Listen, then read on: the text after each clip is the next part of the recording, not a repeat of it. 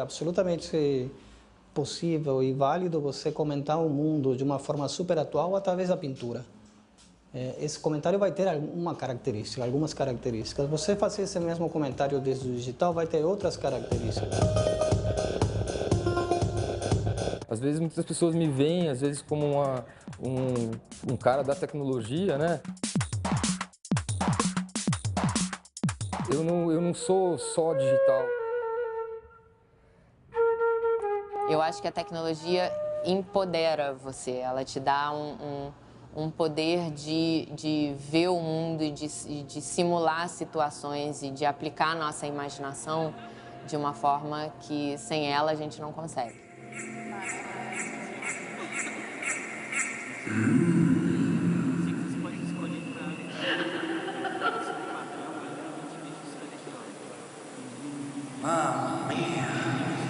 A máquina é um meio, mas a máquina também dá a mensagem.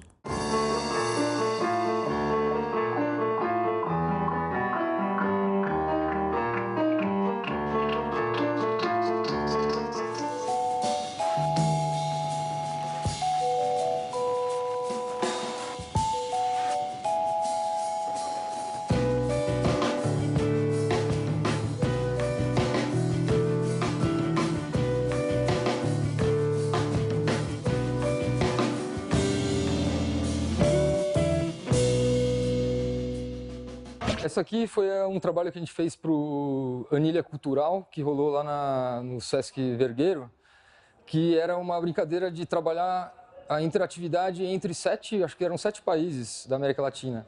E daí cada país inventou uma forma de interagir com os outros países.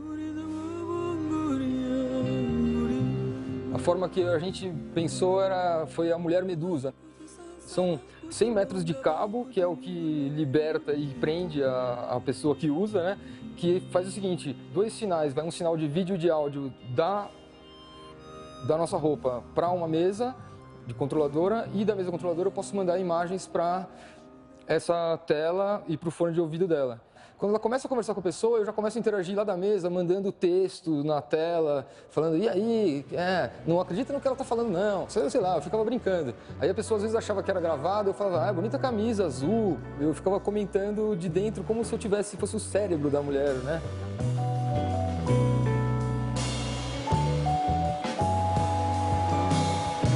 A arte ela é uma área do conhecimento bem indefinível, né? Eu gosto muito de usar, ultimamente, tenho usado muito a imagem da nuvem, né?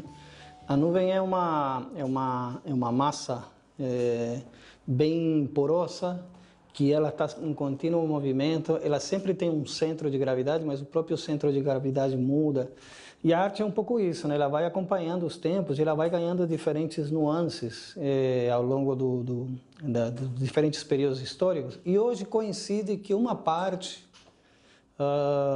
do que nós chamamos arte, nessa área do conhecimento, na qual a arte se inclui, que incorpora a utilização de ferramentas digitais, né?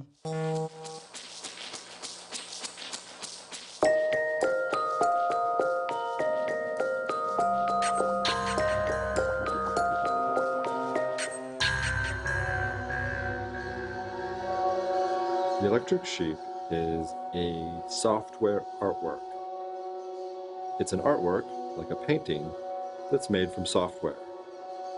It is also an artificial life form. It's an attempt to recreate the essence of life in digital form. It uses sort of crowdsource and open source and interaction in order to create what you see.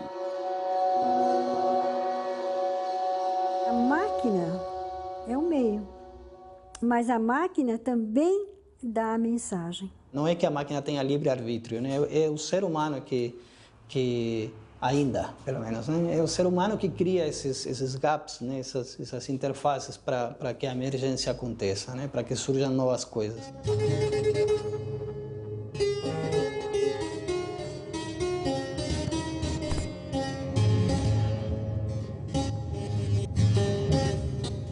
Arte digital seria alguma coisa que se utiliza das ferramentas digitais, né?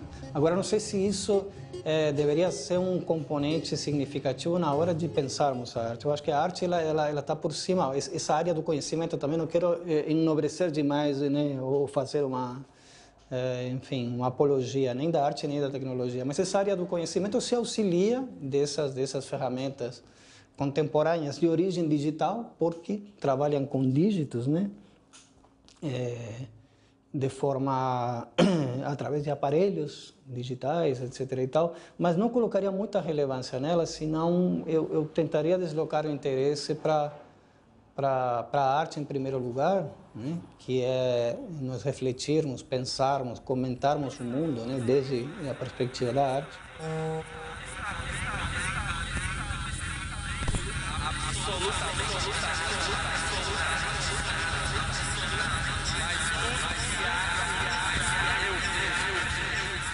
Sempre a obra de arte nos questiona. Nós perguntamos diante dela, mas por que ele fez assim? Como é que ele conseguiu este resultado? Seja em qualquer época. Valdemar Cordeiro, ele é uma figura de proa do grupo Ruptura, do grupo Concreto Paulista. Ele vai ir à frente numa arte que ele diz, esta é a arte contemporânea. Foi uma abertura para perceber que através de máquinas se produzia uma figura utilizando o sistema binário. O suporte é o papel que sai de uma impressora. Os abstracionismos é um grande tsunami, é uma espécie de padrão de moderno. Se você não é abstrato, você não é moderno.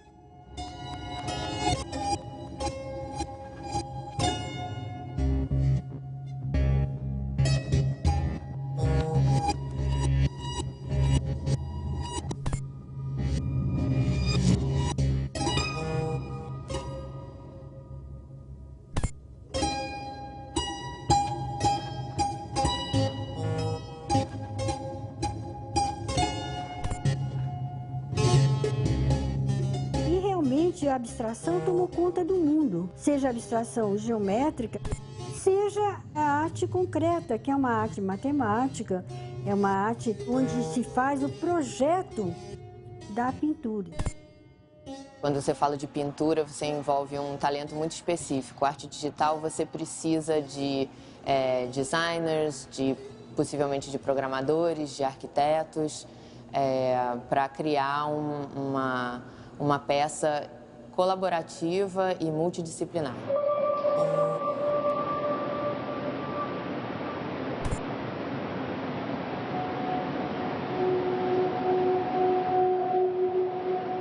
A gente tem a tecnologia na cabeça o tempo todo, então a gente não pode negar que ela está presente desde o início, que é uma coisa que a gente busca depois. Mas isso é totalmente secundário. A primeira coisa que vem quando você vai criar uma peça é qual emoção que você quer criar, qual mensagem você quer passar, qual ideia você quer passar para as pessoas que vão ver aquilo. E aí depois você busca qual a tecnologia que você vai usar para realizar aquilo.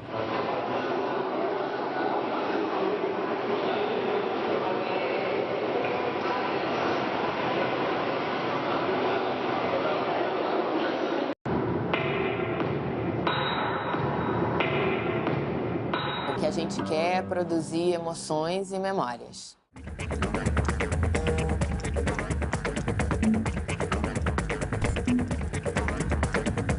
O relevante continua sendo como nós nos relacionamos com a realidade, com o mundo, né, com o ser humano, com a abstração do ser humano. E a ferramenta, acho que ela necessariamente sempre ficaria no segundo plano, né?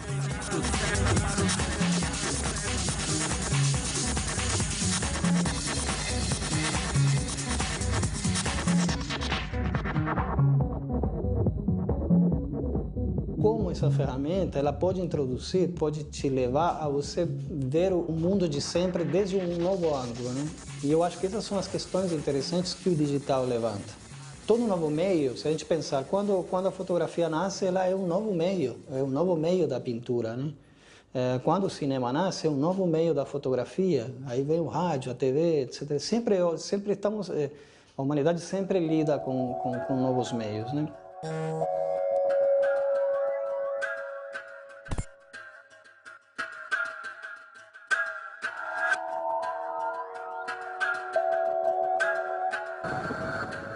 A origem do artista é a obra, porque na medida em que o artista está num processo de materialização de um conceito da obra de arte, ela vai se modificando e o próprio pensamento do artista se modifica. Então, nós não podemos dizer que a origem da obra é o artista, mas a origem do artista também é a obra. E ele fala de uma mandala, de um círculo dinâmico, palpável, porque o artista é um ser humano, não é isso? A obra, ela se materializa, mas existe o impalpável, o metafísico, talvez, se você quiser, que é a arte.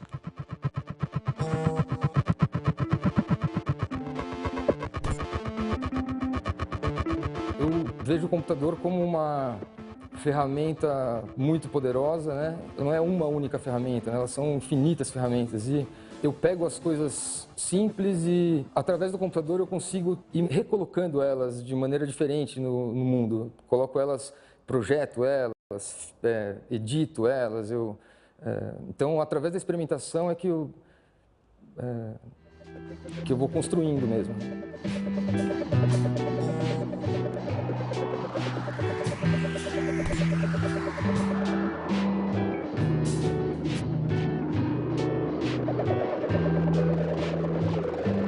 Vejo uma coisa que me emociona, eu tento de alguma forma guardar aquilo comigo, entendeu? E daí às vezes aquilo fica muito tempo comigo, sabe? Ficam anos, às vezes, e eu estou sempre experimentando, entendeu? Esse negócio de colocar as coisas em lugares diferentes ou trabalhar a ideia simples e transformar ela, ressignificar, enfim. Então, às vezes surge uma ideia que você fala, puta, isso aqui é uma ideia que podia fazer e daí eu vou atrás de como faz. Mas a maior parte das vezes é através da experimentação, através de enxergar eu vou mexendo até uma hora que eu falo, puta, cara, isso aqui realmente eu ainda não sei o que é, mas tem alguma coisa que me comove aí, sabe? Para mim é muito o processo, entendeu? E isso aí eu vou juntando. Então, lógico, como faz anos que eu faço isso, entendeu? Eu já tenho um repertório legal de coisas, técnicas, ideias. Legal.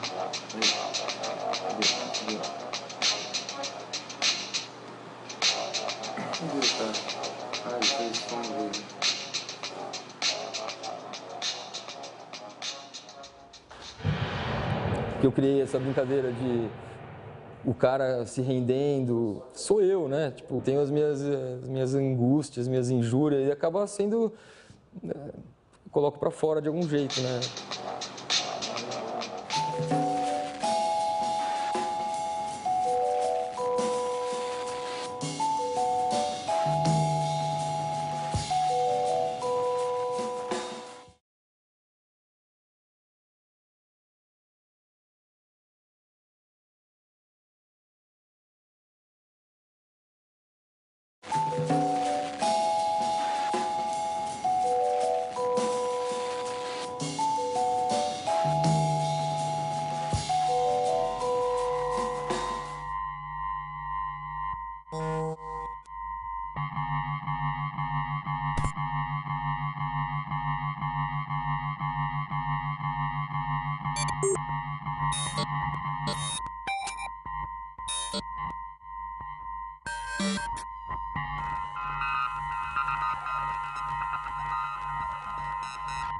Em 2008, surgiu uma firma. Essa firma prometia, na época, por uma suma relativamente pequena, eu acho que eram $400, estudariam o teu DNA. E prometiam uma quantidade de coisas, as propriedades do teu corpo, né, as possibilidades de você ter doenças e tal. E em 2008, esse tema era muito incipiente e o que me tocou foi justamente a implicância ética e política dessa questão. Será que isso determina alguma coisa no ser, né? Um simples exame? nessa relação de ser um produto de mercado. Até onde isso é um negócio, até onde essas informações podem ser divulgadas, de que forma eu analiso essas informações, eu colho essas informações, né? Eu fiz o meu exame e, a partir do código, eu fiz uma interpretação livre, justamente utilizando o código, né? Acho que o digital ele trouxe uma mudança no entendimento do tempo e do espaço, né? Se a gente pensar qual era a relação cotidiana dos anos 70, né?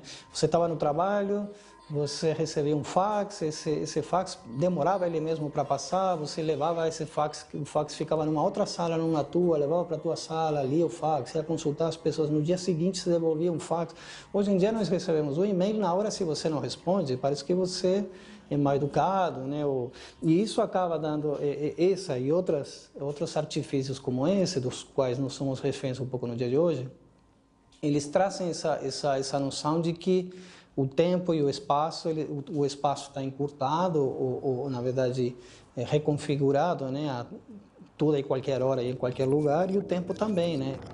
Temos o tempo da pintura e o tempo da contemplação, é super válido, né? O tempo do vídeo é o tempo do loop. Eu posso rever aquilo, é temporal, mas ao mesmo tempo eu tenho a possibilidade de revisitar aquilo. É uma outra relação temporal.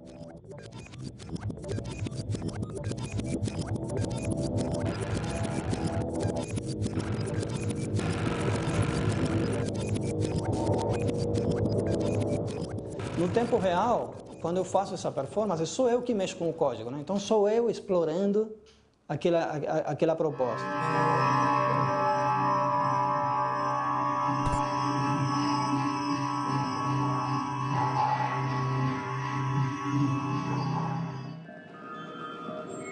Na instalação é o público, geralmente a instalação é interativa, então o público tem a possibilidade de entender como funciona o código, que se dependendo do que ele faça, ele vai alterar aquela...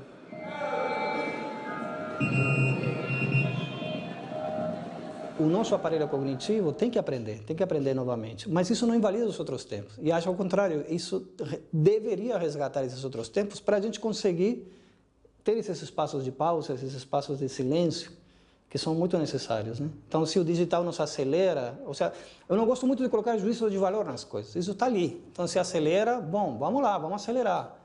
Mas eu não posso perder o tempo meu, o tempo interior, o tempo da calma, o tempo...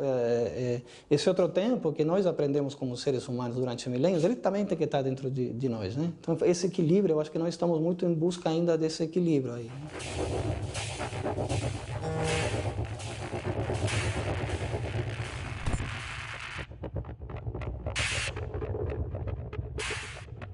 Num determinado momento eu comecei a me interessar pela questão da complexidade levada ao estudo do cérebro, pela neurociência, né? Como funciona o nosso aparelho cognitivo, como funciona o cérebro, como funciona o corpo, como funciona a visão, como funcionam os sentidos, o comportamento do sistema nervoso. Aí cheguei nas redes neurais, né? Na inteligência artificial. Começam a se compor matematicamente fórmulas para simular esses estados, né? Esses estádios do cérebro.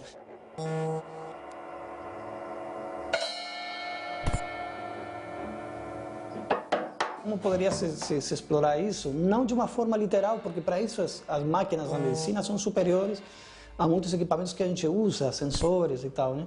Falei, vamos dar um uso não literal disso, né? Como que acedemos a uma memória, né? Qual que é a relação com o meio, né? Que faz que alguma memória venha à tona num determinado momento e tal. Sempre se acreditou que a memória era uma coisa cristalizada, né? Você vive os fatos, você tem as experiências, aquilo fica lá guardado de alguma forma e ela, em um determinado momento, se reconstitui. Mas hoje sabemos que, na verdade, a memória é uma coisa viva. Nós estamos reinventando as memórias o tempo inteiro. Ela aparece quando você tem uma necessidade. Você, por alguma coisa, aquele fato veio à tona e você vai se apropriar daquele fato em relação ao instante que você está contando. Então, se aquele momento me convém tirar uma casquinha agrandando o tamanho do peixe, eu vou agrandar o tamanho do peixe. Só que quando eu passo para uma outra situação, gravo essa versão da memória. Então, a memória é uma coisa viva. E isso é muito factível de ser explorado no universo digital, quando você trabalha com base de dados, que elas podem arquivar uma parte do processo e voltar a ser processado posteriormente de uma outra maneira, incorporando coisas, voltando a salvar. Eu acho que isso explica um pouco como é que eu trabalho e exploro essas questões desde a ótica da linguagem, não fazendo analogias com o mundo físico em si, né? Senão com essas pequenas descobertas que estão se descobrindo, essa ideia de que nós temos dois hemisférios e que cada um tem uma funcionalidade, tudo isso aos poucos vem se modificando. Está se descobrindo que, na verdade, o cérebro é um grande complexo, todas essas áreas estão envolvidas em todos os processos, obviamente, em alguns existe sim essa divisão em duas partes, mas não é daquela forma determinista que sempre se acreditou, né?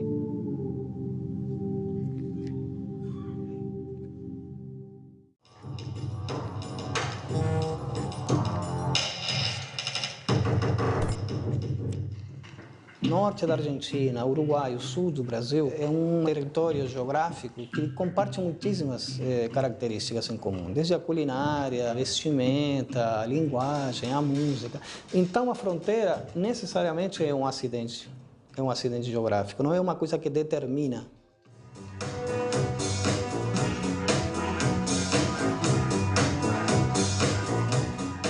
Transito entre imagens que têm um referente, são imagens da realidade física e tal, e abstrações, né? Então elas justamente entram com esses conceitos abstratos, dessa ideia de fronteira, que na verdade nada mais é do que uma linha no mapa, que não quer dizer absolutamente nada, né? Tem um pouco a ver com identidade, tem um pouco a ver com memória, necessariamente, né? Isso é a complexidade, justamente, esse intervalo de paradoxos que se repete, né, ao analisar o cotidiano, né? A arte está em tudo, né, cara? Está no nosso olho, na verdade, né? Às vezes com uma sombra, sabe?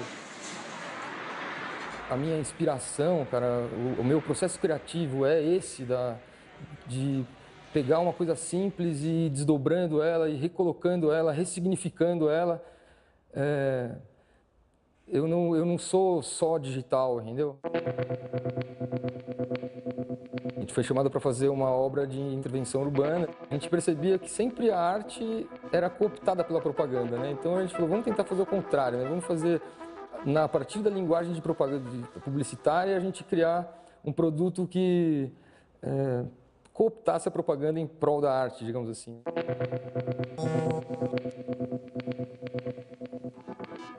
E daí lá no Canadá a gente conseguiu fazer a instalação, né? Que é o cara passava o produto, ia para frente da instalação e a instalação era uma imagem bem terrível, uma imagem degradada, assim, de uma paisagem degradada. E quando a pessoa chegava perto com o Conscience, depois de ter passado o Conscience, o ambiente ficava lindo em volta dela, né? Só em volta dela.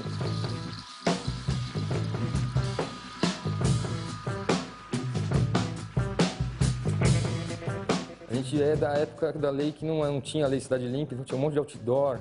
A gente colou lá Odeio Muito Tudo Isso, cobrindo os telefones dos anúncios de outdoor, cobrindo as marcas, né? Fizemos a ação, o GAPA, né? A gente criou o GAPA, que é o Grupo Anti-Propaganda Abusiva. Os situacionistas têm tudo a ver, assim, sabe?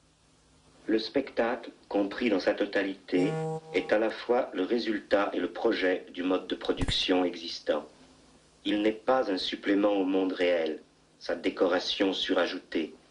Il est le cœur de l'irréalisme de la société réelle.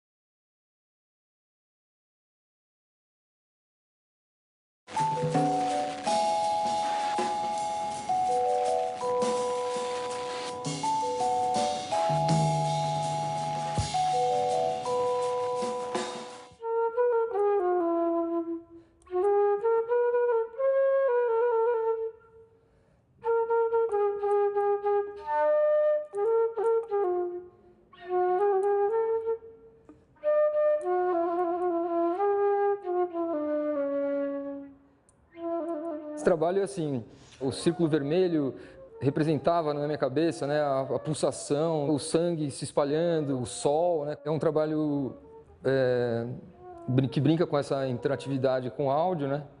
Que eu gosto muito, assim, que é muito legal, que tira... As pessoas podem brincar, né? Se alguém der um grito aí, o negócio... Alguém grita aí, vai.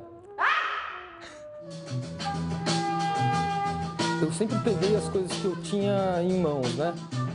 Às vezes eu tô em casa e eu falo, meu, eu não quero ter que ir para lugar nenhum para fazer nada, eu prefiro fazer aqui. O que eu tenho aqui? Ah, eu tenho o meu olho. Entrei na experimentação disso aí, fiz uma coreografia com o meu olho, sabe, em frente à televisão. Hoje, o olho virou essa, sabe, o vídeo que eu fiz naquela época, eu tinha vídeo sem a televisão, então eu pus sem a TV, é o vídeo dessa época aí, sabe?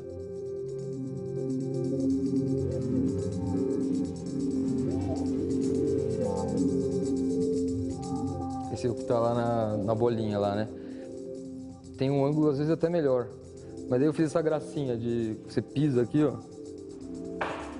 e ele pisca.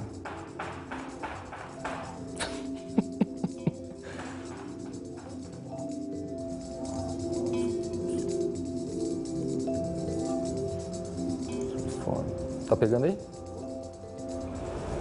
Viu ali, ó? Faz só mais uma vez. Tira e põe. Depois você pega lá dois piscando. Às vezes muitas pessoas me veem como um cara da tecnologia, né? Não tenho, eu só trabalho com arte, sabe? Eu só trabalho... Lógico, cara, eu só trabalho com o que eu acho legal, entendeu? Pode ir.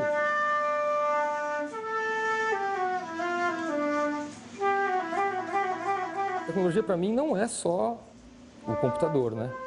A gente sabe que tem uns caminhos que a gente fala, meu, é por aqui, dá, entendeu? Então, aí a gente vai e desenvolve a tecnologia para aquilo lá. Então, a gente fez, meu, a partir disso aí, as superfícies interativas, cara, são infinitas, entendeu?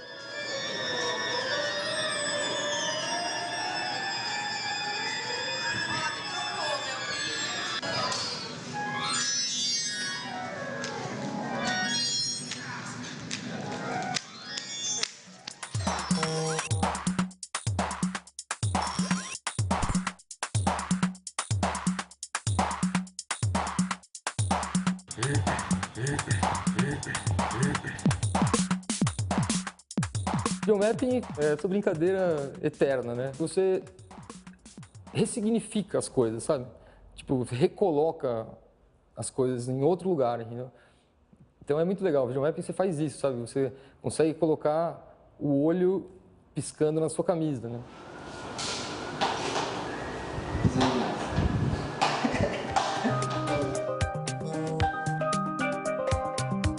O mapeamento no Teatro Amazonas foi um desafio porque é uma fachada muito grande, é uma arquitetura icônica e imutável. Você vê aquilo como uma coisa fixa e, de repente, ele se transforma em várias instâncias dele mesmo. É quase um trabalho de relojoeiro, assim, é uma coisa muito de precisão. E aí é que está a mágica, porque você não tem a distorção que você teria só ligando uma projeção sobre uma escultura, um volume qualquer. Então, esse controle que você tem quando você encaixa a projeção no volume faz com que você possa criar ilusões visuais ou sensações que você não teria se você não fizesse isso.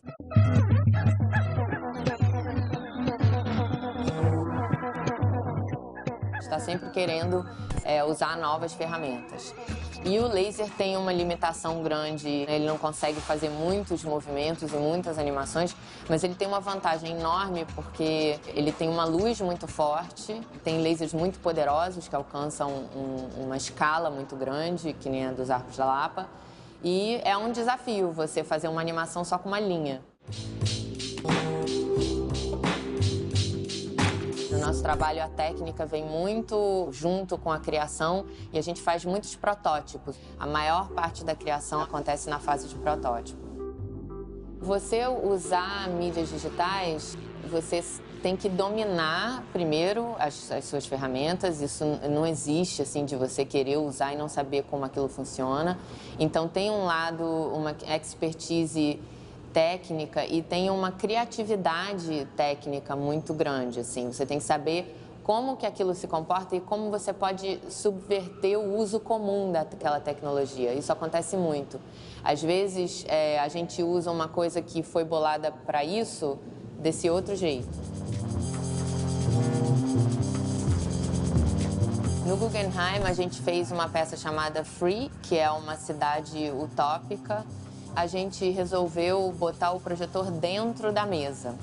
A gente não só consegue a mesma precisão que a gente teria se a gente tivesse uma projeção de cima, como o material translúcido dá um glow, assim, que parece realmente uma joia.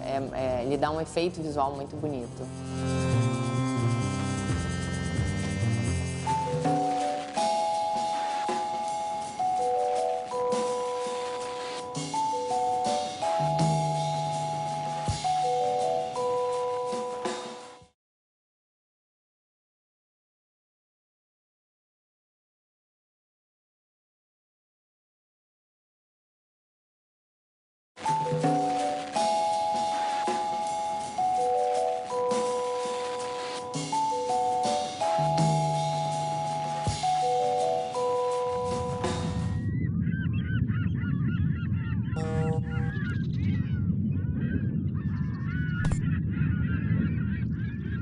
Em superfícies interativas, a gente sempre tenta usar projeção. A gente queria dar para a pessoa o poder de mudar o ambiente completamente. Então, no primeiro gomo, se você tocar, você muda para outro ambiente subaquático. Essa forma da projeção das paredes é inspirada nos pólipos de corais. Com projeção, você tem uma superfície luminosa mais bonita e você pode fazer diferentes formas também. E geralmente você precisa de um sensor para sentir a presença do visitante. Às vezes é uma coisa de toque, a gente tem uma instalação que é o sopro 4, que é pelo sopro. O ponto de interação dá a dica do que você tem que fazer. Algumas pessoas chegam e olham assim pelo buraquinho, é a primeira coisa que elas fazem, mas mesmo essas, assim que elas olham, elas se tocam que não é para fazer isso e sopram pelo buraquinho. E essa instalação é colaborativa, 4 pessoas têm que soprar para formar uma imagem na superfície. Você seta sempre as regras, né? E ela está ali pronta para receber alguém para interagir com essas regras. Quando o OctoCloud foi comissionado, né, para a gente, eles pediram que a gente fizesse alguma coisa que fosse colaborativa e que usasse uma interface familiar às pessoas. Então, a gente resolveu fazer uma escultura mapeada onde as pessoas interagiam com o celular. E ela é uma escultura, a forma dela é baseada naquele brinquedo de criança de papel, que você faz assim e faz uma escolha. Cada lado tem basicamente um estilingue virtual, onde você solta uma bolinha que vai passeando pela forma da escultura. Muito difícil você ter uma ideia onde o elemento digital reage à forma da escultura física. O que eu gosto do OctoCloud é que quando você traz uma nova performance de animação na escultura, né, quando todos colaboram para que isso aconteça, ela se transforma como uma flor, assim, em outra coisa completamente diferente. Um outro aspecto de arte interativa é que você sempre tem uma pessoa ou mais interagindo, mas você tem tantas outras passivas assistindo à interação. Isso é muito legal. Quando a gente faz uma coisa especial para um lugar e esse lugar é único, o resultado é sempre mais original. A gente tinha a sala do Sesc Quitandinha em Petrópolis, que é uma das maiores cúpulas internas do mundo, onde funcionava o cassino nos anos 40, então tem uma acústica muito interessante. Todo som que você faz lá, ele se repete 18 vezes.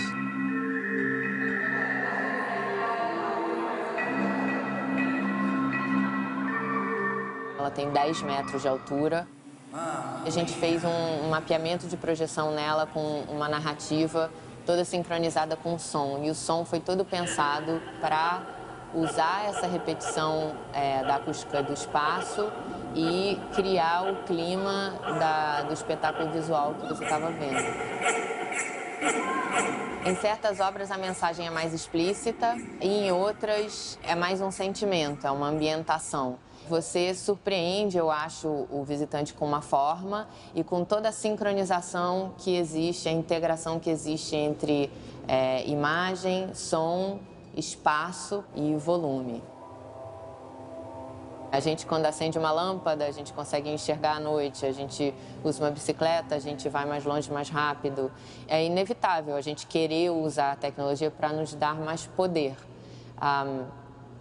A gente está chegando num ponto onde essa aceleração da tecnologia, né, a gente está numa aceleração totalmente exponencial, assim, a gente está chegando num ponto que está quase vertical. As coisas são inventadas mais rápido e mais delas o tempo todo. E isso eu acho que a gente está chegando num momento diferente, assim, agora. Quando isso se torna vertical, a tecnologia pode passar à frente da gente, né? E a gente nem enxergar quando isso acontece, assim.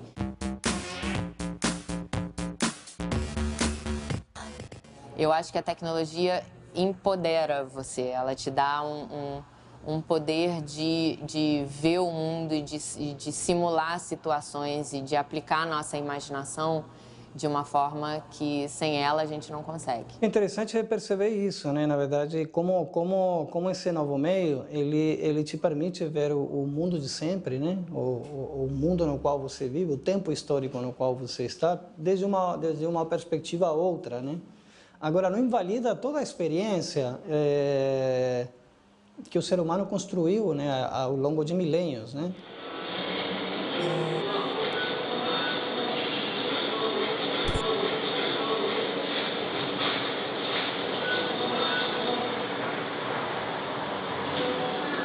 Então, na verdade, é absolutamente possível e válido você comentar o mundo de uma forma super atual através da pintura. Esse comentário vai ter algumas características. Você fazer esse mesmo comentário desde o digital vai ter outras características.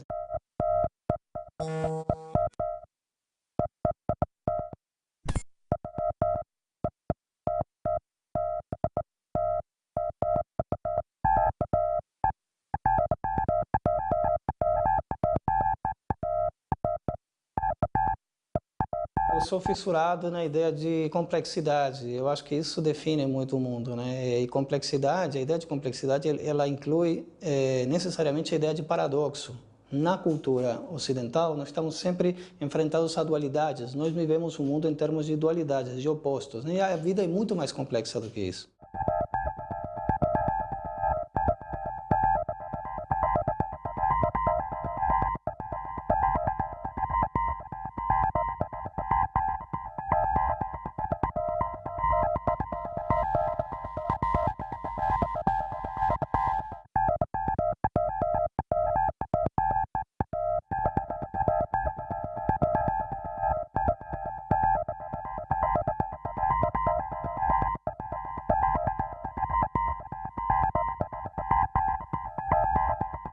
Eu fico muito estimulado a usar essa ferramenta porque ela me permite dar conta de um certo tipo de complexidade que me agrada. Ela me dá um certo controle sobre a ferramenta, mas também eu consigo deixar para ela uma parte da responsabilidade, né? Eu consigo que ela também, a partir da utilização que eu faço da ferramenta, eu consigo que novas situações emerjam ali que eu não esperava. Eu ainda tenho o filtro de dizer isso eu quero, isso eu não quero, mas ela me permite, eu acho que dar conta talvez dessa ideia do complexo de uma forma que me agrada muito, né? Ao mesmo tempo é sempre um desafio, você sempre está desafiado por essa ferramenta, né? E por outro lado, eu acho que eu vivo nesse tempo, nesse maldito tempo acelerado, né? Então é uma ferramenta, você não conseguiria mais pintar. Me interessam essas camadas, né, de tempo, essas camadas de perspectiva.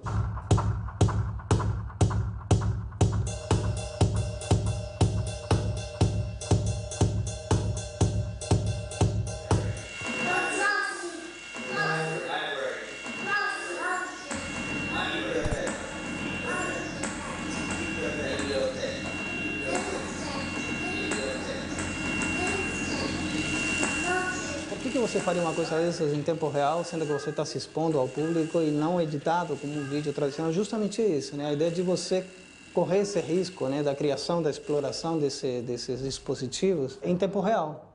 É como se você estivesse tocando uma guitarra, uma aproximação a esse universo das artes temporais, né, na qual você junta imagem e som. Então, por exemplo,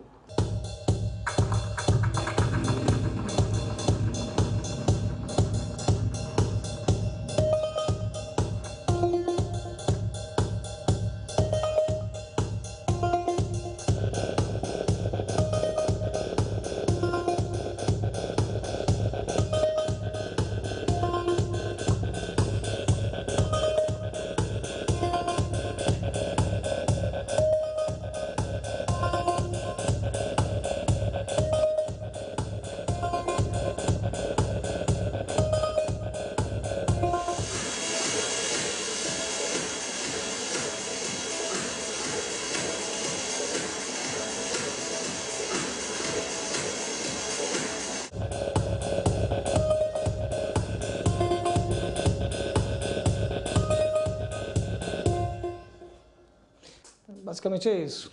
É você ficar um pouco brincando com as ferramentas aí que se relaciona um pouco com a ideia de que eu comentava dessa emergência das coisas e do acaso, né? Como isso funciona? Na verdade, eu sei mais ou menos o que a gente tem aqui, né? É como você ter as latas de tinta ali e uma tela em branco, né? Você sabe que você vermelho com azul e com amarelo dá isso, daquilo, você tem diferentes tipos de pincéis, só que na hora que você se enfrenta com o ato criativo, você pode estar naquele tempo da composição, que é aquele tempo que a gente falava, né? Aquele tempo da contemplação, do raciocínio, né? Onde você vai tendo pequenos atos, né? Sobre os quais você vai refletindo, vai tendo os feedback, compondo em cima, ou você tentar lidar com as tintas ali como você pode em tempo real e ver o que surge ali, né? Se você vê, tem um monte de botão aqui. Acho que o barato de você fazer isso ao vivo é que você sempre quer fazer aquilo que você não sabe no que vai dar, né? Então você sempre quer apertar aquele botão que você não sabe direito o que ele vai fazer e tal. E aí você tem que reagir a esses parâmetros na hora, né? Eu acho que isso é complexo, né? Isso é complexidade, né?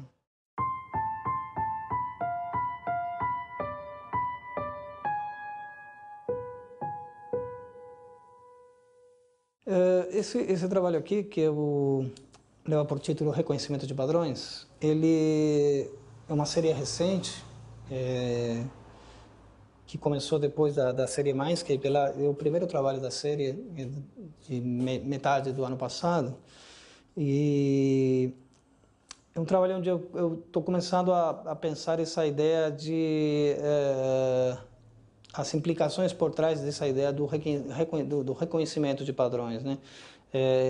Hoje em dia, justamente essa tecnologia digital está permitindo reconhecer os comportamentos, né? Por exemplo, quem vai para a Europa se encontra que em muitos aeroportos de grandes capitais você começa a ser mapeado pela íris, pelo rosto.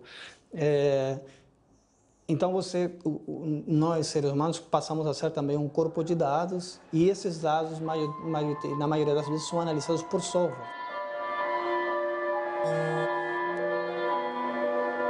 É uma instalação que tem 12 canais de vídeo e 6 canais de áudio, onde eu filmei com um drone uma reserva florestal que tem um mixto de área devastada, reflorestada, com floresta nativa. Para quem vê, para quem assiste, é evidente que é um olhar, é uma perspectiva que não é a perspectiva humana, né? Que aquilo foi feito não por uma pessoa que está atrás de uma câmera, né?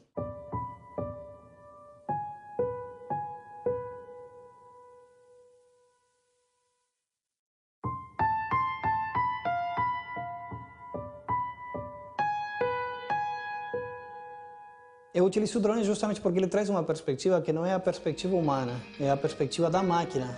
E eles têm a particularidade de que eles conseguem carregar uma câmera, né? E trazer essas novas perspectivas, porque você pode voar para onde você quiser. Quando a pessoa se aproxima do vídeo, uma nova camada de vídeo de natureza uma velocidade super acelerada, fica por cima dessa camada de vídeo, interagindo, né, dependendo da posição da pessoa, fazendo um fade entre esses dois tempos, né? É uma metáfora muito simples sobre a ideia de interferência, de diálogo, né, entre ser humano e natureza.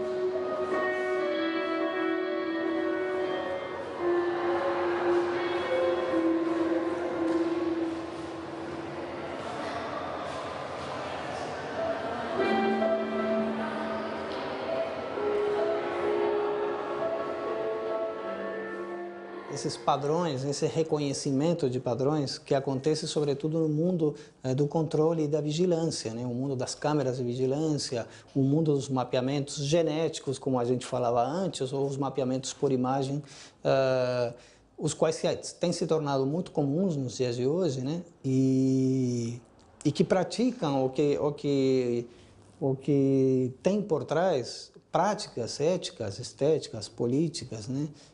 Na verdade, como eu comentei, muitas vezes são softwares que barrem, né? Que fazem a varredura dessas imagens, desses comportamentos, né? Às vezes são sensores que estão no espaço, enfim, e que determina, de certa forma, esse complexo de abstrações acabam determinando muito do que acontece na vida real, no dia a dia, das cidades, né? Ou seja, a gente está vendo ali nas imagens de guerra o tempo inteiro como é possível mandar um míssil, né, na direção de alguém que está com um celular na mão, né? Ou seja, necessariamente há uma cadeia corrente de reconhecimento de padrões feito por máquinas, mas que são comandadas por homens, né? Que são comandadas pelo ser humano.